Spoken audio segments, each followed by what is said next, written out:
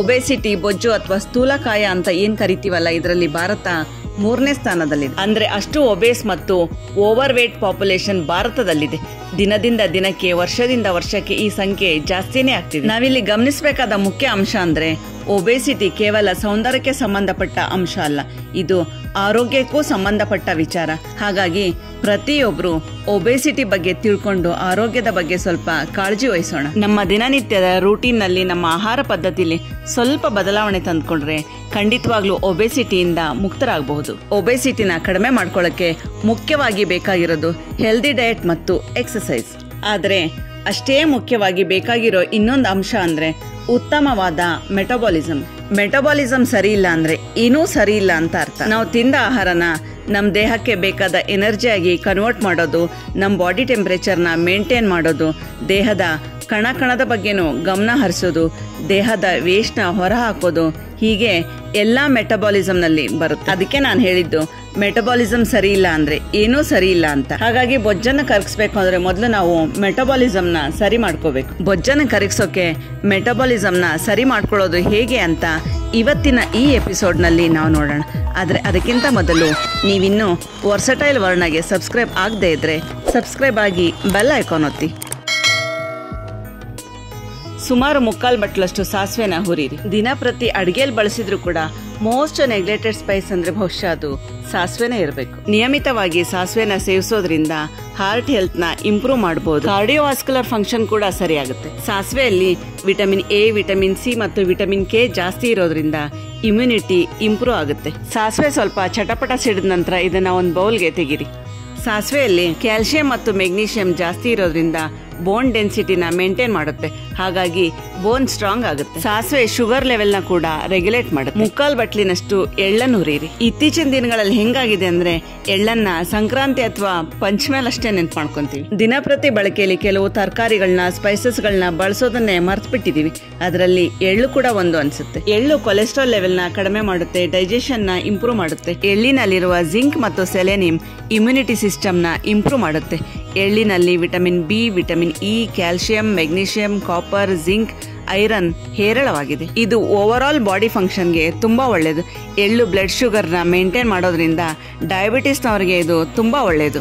ಎಳ್ಳಿನಲ್ಲಿ omega 3 fatty acid ಕೂಡ ಜಾಸ್ತಿ ಇದೆ. ಎಳ್ಳನ್ನು ಕೂಡ ಚಟಪಟ ಸಿಡಿದ ನಂತರ ಸಾಸಿವೆ ಹಾಕಿದ ಬೌಲ್ಗೆನೆ ಹಾಕೊಳ್ಳಿ. ನೀವು ಕೂಡ ಇದನ್ನ ಟ್ರೈ ಮಾಡಿ ನೋಡಿ. ನಿಮ್ಮ ಮೆಟಬಾಲಿಸಮ್ ಖಂಡಿತ ಸರಿ ಆಗುತ್ತೆ. ಆದ್ರೆ ಇದ್ಯಾವುದು ಜಾದೂ ತರ ಚಿಟ್ಕೆ ಹೊಡೆಯೋದ್ರಲ್ಲಿ ಆಗಲ್ಲ. ಸತತ ಪ್ರಯತ್ನ ಬೇಕು. 3/4 ಬಟ್ಲು ಜೀರಿಗೆ ಹುರಿಯಿರಿ. ಫ್ರಮ್ ಟಿಪ್ ಟು ಟೋ ಅಂತಾರಲ್ಲ, ಹಾಗೆ ಜೀರಿಗೆ ನಮ್ಮ ದೇಹದ ಅಡಿಯಿಂದ ಮುಡಿಯೋರ್ಗೂ ಎಲ್ಲದಕ್ಕೂ ತುಂಬಾ ಉಪಯೋಗ.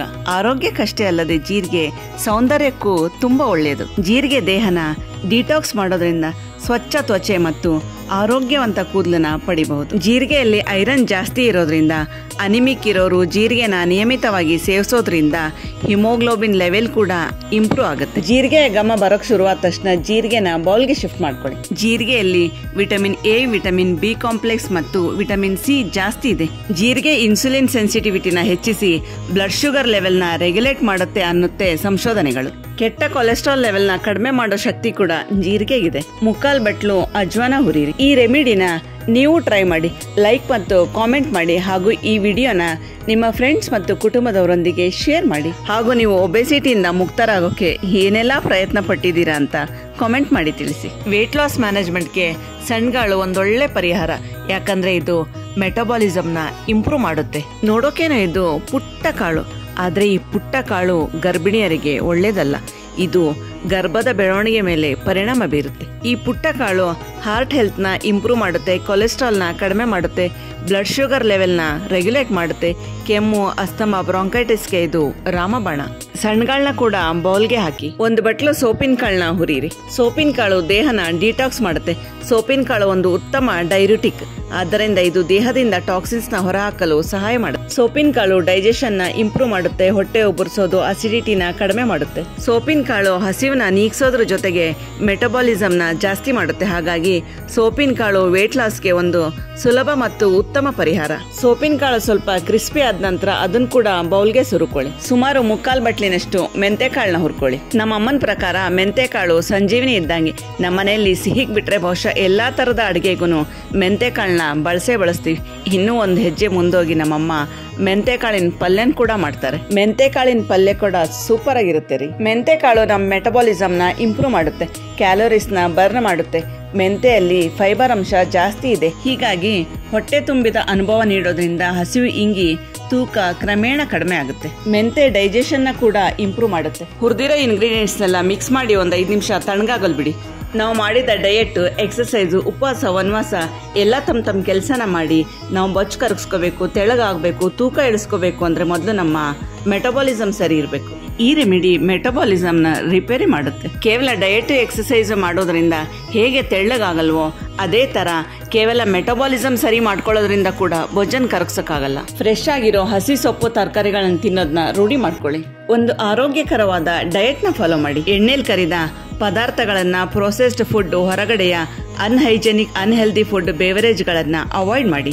ನಿಯಮಿತವಾಗಿ ಎಕ್ಸಸೈಸ್ ಮತ್ತು ವಾಕ್ ಮಾಡಿ.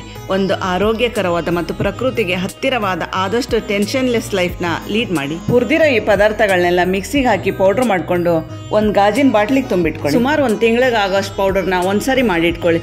2-3 ತಿಂಗಳಾದ್ರೂ ಇದೇನ್ ಕೆಡಲ್ಲ.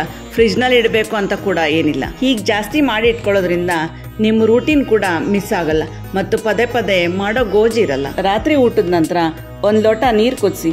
ನೀರು ಚೆನ್ನಾಗಿ ಕುದಿ ಬಂದ್ಮೇಲೆ ಅದಕ್ಕೆ 1 ಸ್ಪೂನು ನಾವು ಮಾಡಿಟ್ಟಿರೋಂತಹ ಈ ಕ್ಲೀನ್ಸಿಂಗ್ ಪೌಡರ್ ಹಾಕಿ ಮತ್ತೊಂದು ನಿಮಿಷ ಕುದಿಸಿ ಸ್ಟವ್ ಆಫ್ ಮಾಡಿ ಒಂದು ತಟ್ಟೆ ಮುಚ್ಚಿಡಿ. ಸ್ವಲ್ಪ ತಣ್ಣಗಾದ್ಮೇಲೆ ಅಂದ್ರೆ ಉಗುರು ಬೆಚ್ಚಗಿನ ಟೆಂಪರೇಚರಿಗೆ ಬಂದ್ಮೇಲೆ ಇದನ್ನ ಒಂದು ಜಾಲರಿಯಿಂದ ಸೋಸ್ಕೊಳ್ಳಿ. ನಿಮಗೆ ಬೇಕು ಅನ್ಸಿದ್ರೆ ಇದ್ರ ಜೊತೆಗೆ ನಿಂಬೆಹಣ್ಣು ಹಿಂಡ್ಕೊಳ್ಳಿ. ಈ ಕ್ಲೀನ್ಸಿಂಗ್ ಡ್ರಿಂಕ್ ನ ಕುಡಿದ ಮೊದಲೇ ದಿನದಿಂದಲೇ ಇದರ ಕೆಲಸ ಶುರುವಾಗಿ ನಿಮಗೆ ಚೇಂಜಸ್ ಗೊತ್ತಾಗುತ್ತೆ. ಹಾಗೂ ಅಸಿಡಿಟಿ, ಗ್ಯಾಸ್ಟ್ರೈಟಿಸ್, ಹೊಟ್ಟೆ ಉಬ್ಬರಿಸೋ ಅನುಭವ ಮತ್ತು ಬಾಯಿಯ ದುರ್ವಾಸನೆ ಕೂಡ ಕ್ರಮೇಣ ಕಡಿಮೆ. ಹೀಗೆ ವಾರದಲ್ಲಿ 3-4 ಬಾರಿ ಕಂಟಿನ್ಯೂಸ್ ಆಗಿ ಕುಡಿರಿ. ನಂತರ 1-2-3 ದಿನ ಗ್ಯಾಪ್ ಮಾಡಿ. ನಿಯಮಿತವಾಗಿ ಈ ಕ್ಲೀನ್ಸಿಂಗ್ ಪೌಡರ್ ನ ನೀವು ಬಳಸೋದ್ರಿಂದ ಗ್ರಾಜುಯಲ್ ಆಗಿ ನಿಮ್ಮ ದೇಹದ ಮೆಟಬಾಲಿಸಮ್ ಸರಿ ಆಗುತ್ತೆ. ಇದ್ರೊಟ್ಟಿಗೆ ನೀವು ನಿಮ್ಮ ರೆಗ್ಯುಲರ್ ಡಯಟ್ ಎಕ್ಸಸೈಸ್ ನ ಸ್ಟಾರ್ಟ್ ಮಾಡಿ. ದೇಹನ ಮನಸ್ಸನ್ನ ಡಿಟಾಕ್ಸ್ ಮಾಡ್ಕೊಳ್ಳಿ. ನಿಧಾನವಾಗಿ ಬೊಜ್ಜು, ಸ್ಥೂಲಕಾಯ ಕರಗುತ್ತೆ, ವೇಟ್ ಲಾಸ್ ಆಗುತ್ತೆ, ದೇಹ ಹಗೂರ ಮತ್ತು ಹೆಲ್ದಿ ಅನ್ಸೋಕ್ ಶುರು ಆಗುತ್ತೆ, ಸ್ಕಿನ್ ಗ್ಲೋ ಆಗುತ್ತೆ, ಕೂದಲು ಕೂಡ ಶೈನಿ ಆಗುತ್ತೆ. ಈ ವಿಡಿಯೋನ ನಿಮ್ಮ ಫ್ರೆಂಡ್ಸ್ ಮತ್ತು ಕುಟುಂಬದವರೊಂದಿಗೆ ಶೇರ್ ಮಾಡಿ. ಅವ್ರಿಗೂ ಕೂಡ ಹೆಲ್ದಿ ಲೈಫ್ ಲೀಡ್ ಮಾಡೋದಕ್ಕೆ ಎಂಕರೇಜ್ ಮಾಡಿ.